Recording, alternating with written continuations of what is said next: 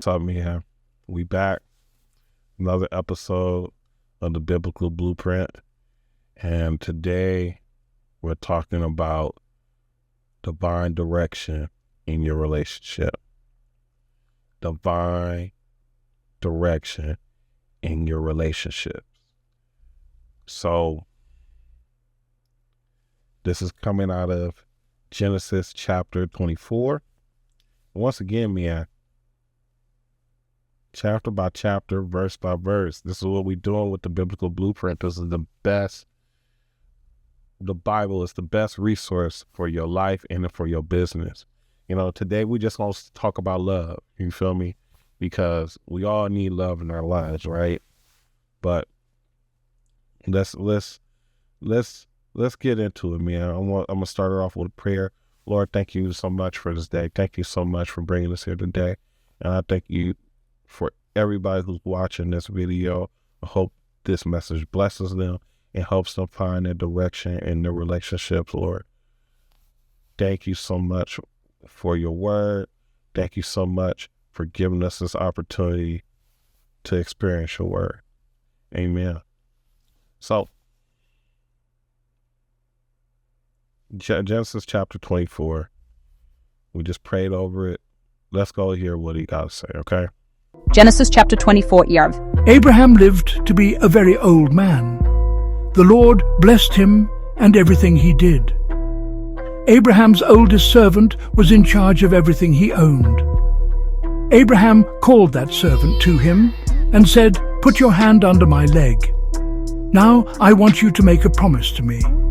Promise to me before the Lord, the God of heaven and earth, that you will not allow my son to marry a girl from Canaan. We live among these people, but don't let him marry a Canaanite girl. Go back to my country, to my own people, to find a wife for my son Isaac. Bring her here to him." The servant said to him, "Maybe this woman will not want to come back with me to this land. If that happens, should I take your son with me to your homeland?" Abraham said to him, "No, don't take my son to that place. The Lord, the God of heaven, brought me from my homeland to this place. That place was the home of my father and the home of my family. But he promised that this new land would belong to my family. May he send his angel before you so that you can choose a wife for my son. If the girl refuses to come with you, you will be free from this promise. But you must not take my son back to that place." So the servant put his hand under his master's leg and made the promise. The servant took 10 of Abraham's camels and left that place. The servant carried with him many different kinds of beautiful gifts. He went to Mesopotamia, to Nahor's city. In the evening, when the women come out to get water, he went to the water well outside the city. He made the camels kneel down at the well. The servant said, "Lord, you are the God of my master Abraham. Please show your kindness to my master by helping me find a wife for his son Isaac. Here I am, standing by this well of water, and the young women from the city are coming out to get water. I will say to one of them, 'Please put your jar down so that I can drink.' Let her answer show whether she is the one you have chosen for your servant Isaac. If she says, 'Drink, and I will also give water to your camels,' I will know that she is the right one. It will be proof that you have shown kindness to my master." Before the servant finished praying, a young woman named Rebekah came to the well. She was the daughter of Bethuel. Bethuel was the son of Milcah and Nahor, Abraham's brother. Rebekah came to the well with her water jar on her shoulder. She was very pretty. She was a virgin. No man had ever had sexual relations with her. She went down to the well and filled her jar. Then the servant ran to her and said, "Please give me a little water to drink from your jar." Rebekah quickly lowered the jar from her shoulder and gave him a drink. She said, "Drink this, sir." As soon as she finished giving him something to drink, Rebekah said, "I will also pour some water for your camels." So Rebekah quickly poured all the water from her jar into the drinking trough for the camels. Then she ran to the well to get more water, and she gave water to all the camels. The servant quietly watched her. He wanted to be sure that the Lord had given him an answer and had made his trip successful. After the camels finished drinking, he gave Rebekah a gold ring that weighed 1.4 ounce. He also gave her 2 gold arm bracelets that weighed 2 ounces each. The servant asked, "Who is your father? And is there a place in your father's house for me and my men to sleep?" Rebekah answered, "My father is Bethuel, the son of Milcah and Nahor." Then she said, "Yes, we have straw and other food for your camels and a place for you to sleep." The servant bowed and worshipped the Lord. He said, "Praise be to the Lord, the God of my master Abraham. The Lord has been kind and loyal to him by leading me to his own people." Then Rebekah ran and told her family about all these things. She had a brother named Laban. She told him what the man had said to her. Laban was listening to her, and when he saw the ring and the bracelets on his sister's arms, he ran out to the well. There the man was, standing by the camels at the well. Laban said, "Sir, you are welcome to come in. You don't have to stand outside here. I have prepared a room for you to sleep in and a place for your camels." So Abraham's servant went into the house. Laban unloaded his camels and gave them straw and feed. Then he gave Abraham's servant water so that he and the men with him could wash their feet. Laban then gave him food to eat, but the servant refused to eat. He said, "I will not eat until I have told you why I came." So Laban said, "Then tell us." The servant said, "I am Abraham's servant. The Lord has greatly blessed my master in everything. My master has become a great man. The Lord has given him many flocks of sheep and herds of cattle. He has much silver and gold and many servants. He has many camels and donkeys. Sarah was my master's wife. When she was very old, she gave birth to a son, and my master has given everything he owns to that son. My master forced me to make a promise to him. He said to me, 'You must not allow my son to marry a girl from Canaan. We live among these people, but I don't want him to marry one of the Canaanite girls. So you must promise to go to my father's country, go to my family, and choose a wife for my son.'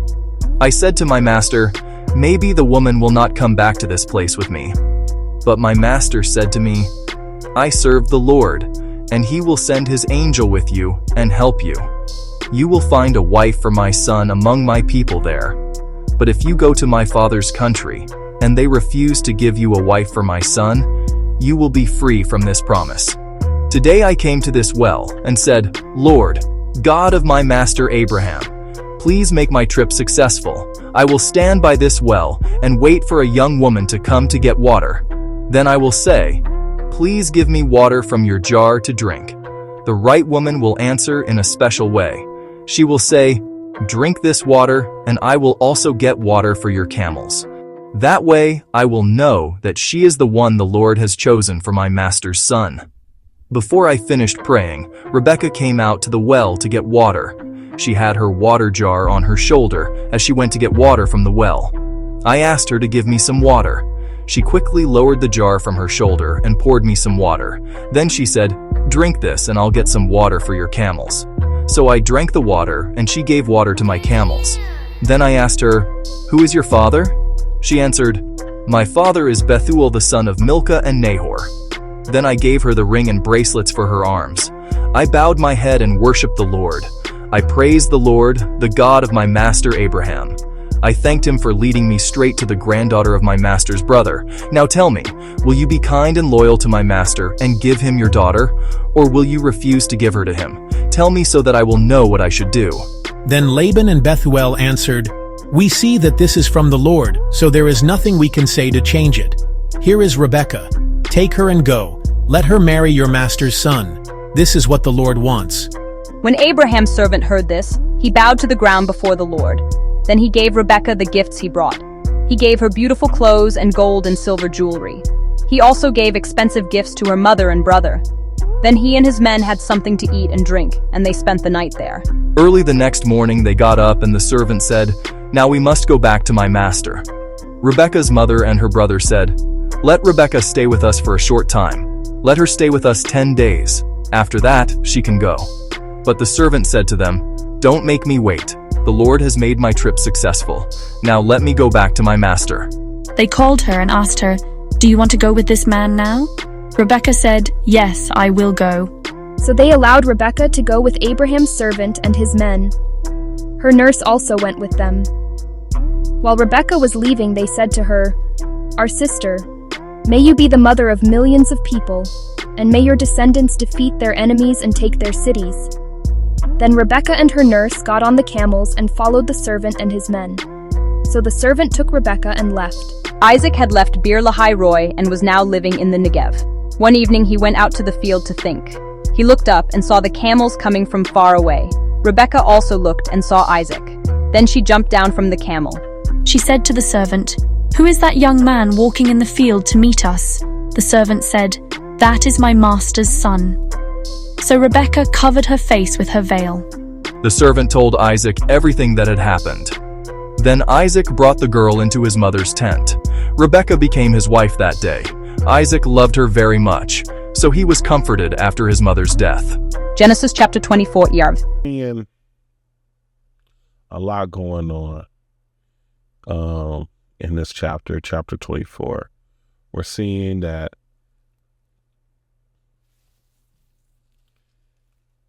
pretty much Abraham is trying to find a wife for Isaac. You know what I'm saying? And, you know, it's showing how, honestly, we're seeing how prayer, you know what I'm saying, helps you find your direction. You feel me? Now, I'm a person where I have extreme faith right now. I'm totally aligned. Anytime I'm doing anything, I'm going to prayer about it, man. You know what I'm saying? I'm praying about, especially over relationships, whereas be love relationships, and especially in business relationships, you know. Now let's just start with love right now, right? So, love life. Chapter 24, we see Isaac got to find a wife. Now, at the end of the day, we're not going to disregard what we just heard. Pretty much the servant, you know, went back to the land of Abraham, to the land of his family, and kind of found his cousin. You know what I'm saying? Now, whatever you may feel about that is what you feel, but that's just what they did back in those days. You know, we're going to keep it accurate, you know, pretty much like Abraham had married his cousin also, you know? So it is what it is. It wasn't that many people on earth at that point in time. There are other people on earth, but you already see that Abraham already knew what was up. I don't want him intermingling with these evil people, these Canaanites. And it is what it is. You know, parents are going to have their convictions over certain things. But what happens is, you know, as Abraham sends out the servant to look for Isaac a wife, right? The servant had to pray about it and had to ask for the sign. Who is going to be, because you can only imagine you going out there as a servant and he's like, find my son a wife.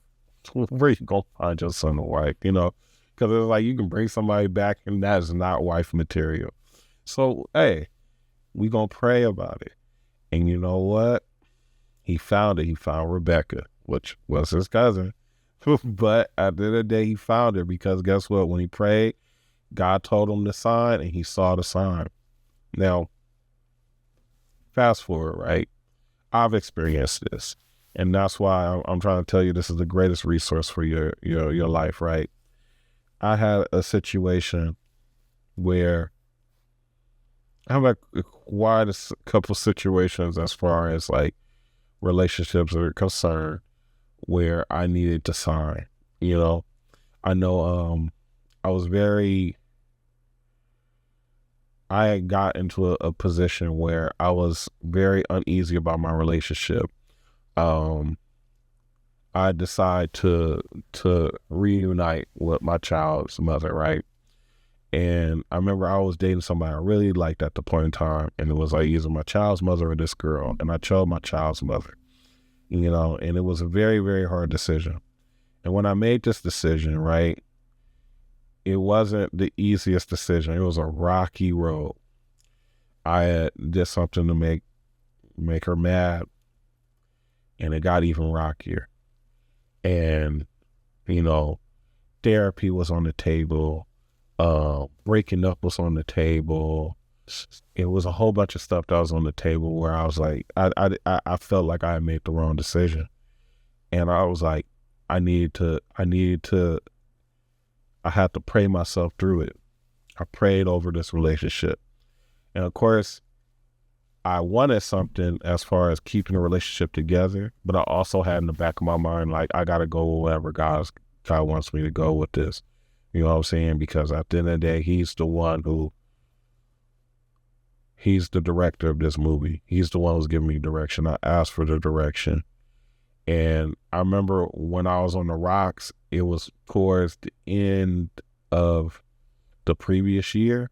So I pretty much went through a period of a whole entire year trying to put the pieces back together. And it wasn't until I got the sign that I put the pieces back together and that I knew I was going in the right direction.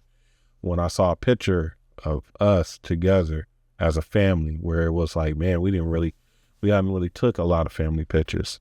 Me seeing that picture made me realize that I had put it back together, that this is what God wanted me to do, you know. And it was literally because it was prayer and fasting during this whole entire time. Now, this is just my opinion, because I didn't go through therapy. I did not do therapy at all. I really just prayed and fasted during this period. And of course, like, I'm not going to sit here and down therapy. I'm not going down therapists or, you know, going out and actually speaking with somebody who has no actual stake in the matter. I get that. You know, you want to take wise counsel from wise people, but there's something about just locking in and just putting it in God's hand that supersedes all of that. And that's all I can tell you in this situation. It's just like, if you move with a purpose,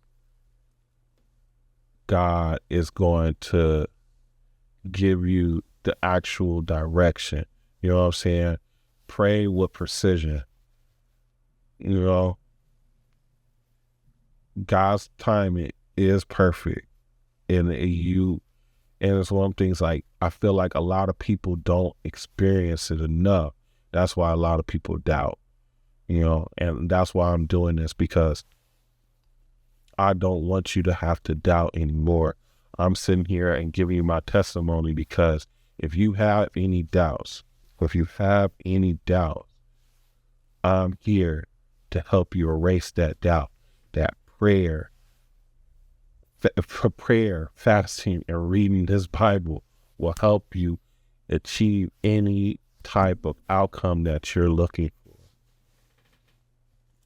I talked to you about my love life. I've seen it several times in my business relationships. I've gotten in business relationships because we've talked about this before. Everything that's good ain't of God. I remember I started doing business with my cousin, and I had conflicting viewpoints. Of course, I'm in the middle of it, and I'm seeing that we have emotion. We're making good strides, right? Have people saying to me like, man, that's one of the best things y'all ever did. But I'm also having other people like, you know, you could have did this by yourself. You don't really need to be with your cousin. Like, your cousin kind of throws you off. And I remember I had like a divine sign. I remember we had opened the restaurant, right? And we had like a back gate. And on the back gate, it I don't know why, but it had like it just said Ray on it. I didn't write it on there. Nobody really wrote it on there, but we saw that it always said Ray. And I remember one night when I was contemplating exiting, I remember I walked out the back gate and I saw the sign. It was just like, it looked like instead of the exit sign, it was just telling me, Ray, it's time to exit. And it was. And after that, I went to higher levels after that. Ask for the sign and God will give it to you. It's the divine direction. all you need to do is just pray and read and be obedient to God, and it will work for you. Thank you so much for watching this episode. I hope it blessed you. You know what I'm saying? Please give me like comments about if I'm doing anything right with these messages. And I hope to see you in the next video.